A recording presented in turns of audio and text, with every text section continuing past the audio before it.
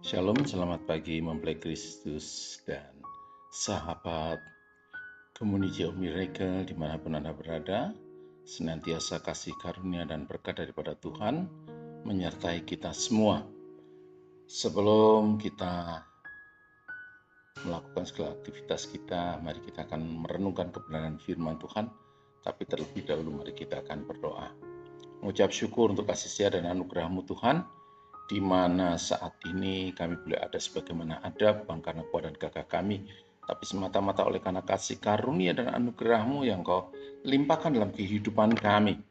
Dan kami bersyukur Tuhan yang telah menolong kami, menjagai kami, sehingga kami boleh bangun dalam keadaan yang begitu luar biasa, karena kami selalu percaya rahmat-Mu selalu baru setiap pagi.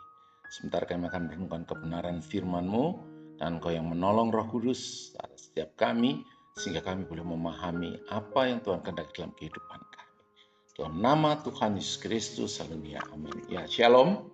Pagi hari ini kita akan merenungkan, akan saya beri judul, Kami Hanya Seorang Hamba. Bapak Saudara terkasih, nats yang saya ambil dari Markus 10 ayat 44. Dan barang siapa ingin menjadi yang terkemuka di antara kamu, hendaklah ia menjadi hamba untuk semuanya.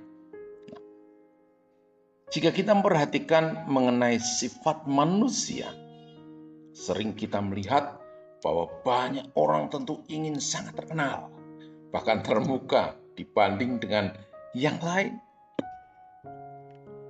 Mereka menganggap bahwa itu sebuah hal yang akan meningkatkan status sosial mereka. Dengan menjadi terkemuka, maka seorang akan menjadi hidupnya akan semakin hebat, semakin terkenal, ya. Sehingga banyak hal akan dilakukan untuk meraih reputasi yang ada.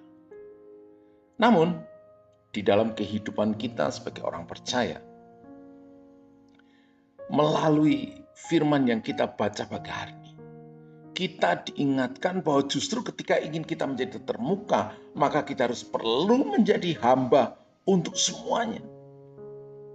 Nah, sikap hati yang mau melayani dan merendahkan, ya, mau melayani dan merendah, ini justru harus kita lakukan.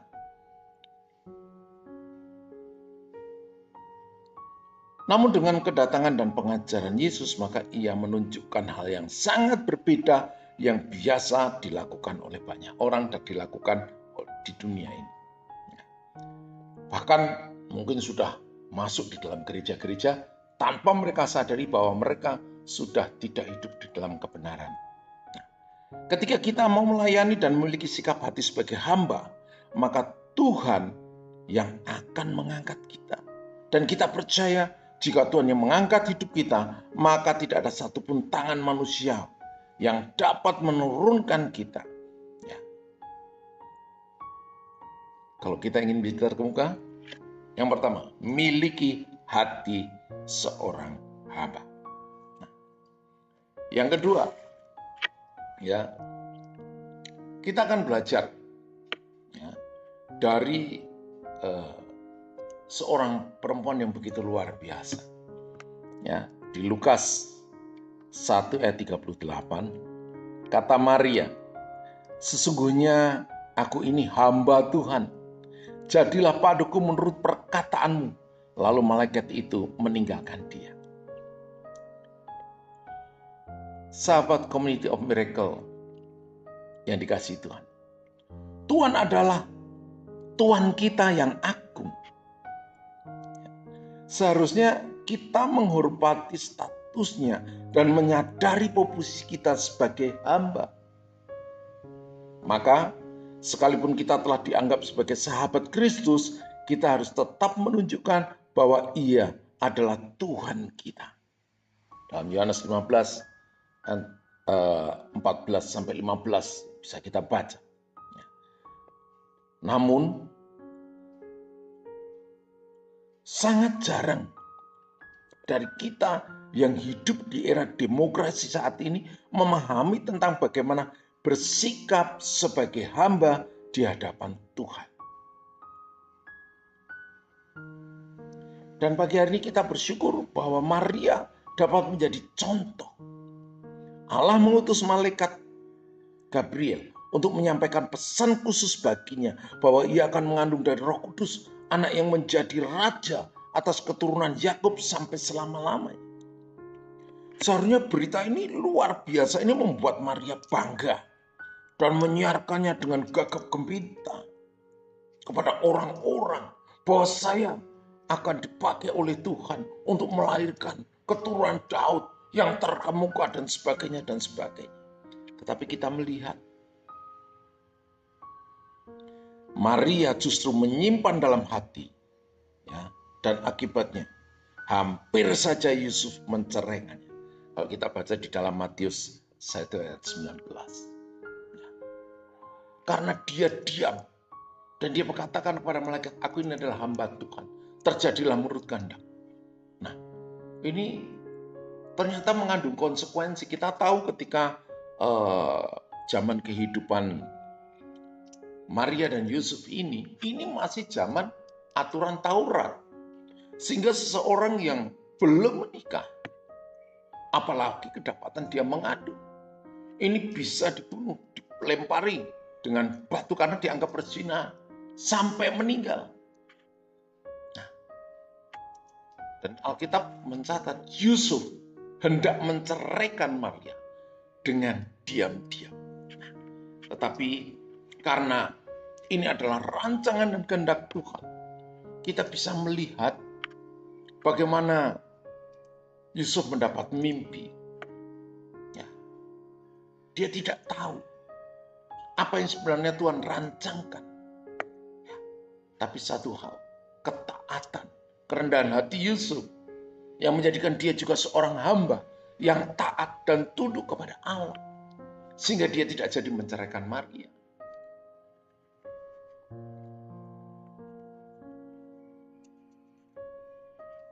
Dan kita lihat, sama sekali tidak ada gerutu maupun pertanyaan ketika Maria mengalami penderitaan sewaktu hamil besar dan melahirkan dalam keadaan miskin. Jika kita menganggap Kristus sebagai Tuhan kita, bukankah kita juga wajib mentaati segala perintahnya? Ingat, Dia adalah Tuhan kita dan kita ini adalah hamba-Nya. Jangan lupa. Mungkin kita saat ini sudah diberkati dengan pelayanan-pelayanan yang cukup besar. Tetapi sekali lagi, kita adalah hamba. Tuhan kita adalah Yesus. Jadi kita mengabdi kepada Yesus. Itu yang harus selalu ada.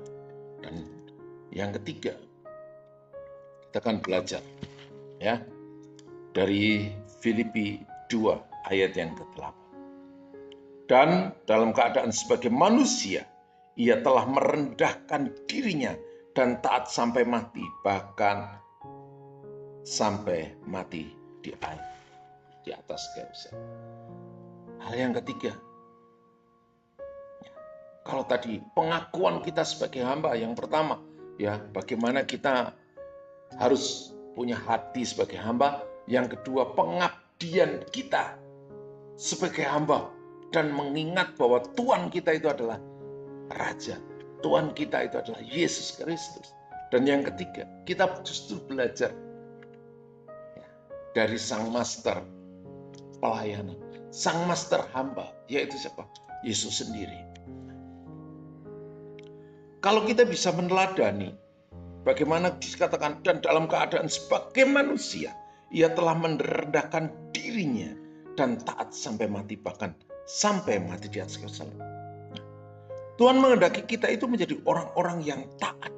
Namun, ketaatan yang Tuhan mau bukan ketaatan yang sementara, melainkan ketaatan secara utuh dalam segala keadaan. Ini yang terjadi seringkali kita mau taat ketika kita sedang mengalami berkat Tuhan. Namun, bagaimana ketika kita mengalami pergumulan dan tantangan? Apakah kita mulai menjauh dari Tuhan, bahkan mulai undur dari pertemuan-pertemuan ibadah atau persekutuan? Yesus mengajarkan melalui kehidupannya bagaimana ia tetap mau merendahkan diri dan menyerahkan kepada kedaulatan Bapa yang mengutus dia. Apa yang Yesus lakukan selalu dengan apa yang Bapa perintahkan. Nah, sahabat Community of Miracle, bahwa sikap mau merendahkan diri bahkan memiliki ketaatan sampai mati menjadi hal yang perlu kita contoh. Apakah kita saat ini menjadi pribadi yang meninggikan diri atau kita mau menjadi pribadi yang merendahkan diri dan yang memiliki ketaatan? Sebab ingat, kita ini adalah pengikut-pengikut Kristus. Kita adalah murid-muridnya. Sehingga kita harus meneladani guru kita. Kita harus melihat guru kita sedang apa yang dilakukan. Dan itulah yang harus kita tiru. Kalau Yesus saja mau merendahkan diri, masa kita mau meninggikan diri? Mau selalu dihormati? Mau selalu didahulukan dalam segala hal. Ingat, sahabat Community of Miracle dan juga Mempelai Kristus dimanapun Anda berada yang bisa mendengarkan siaran ini.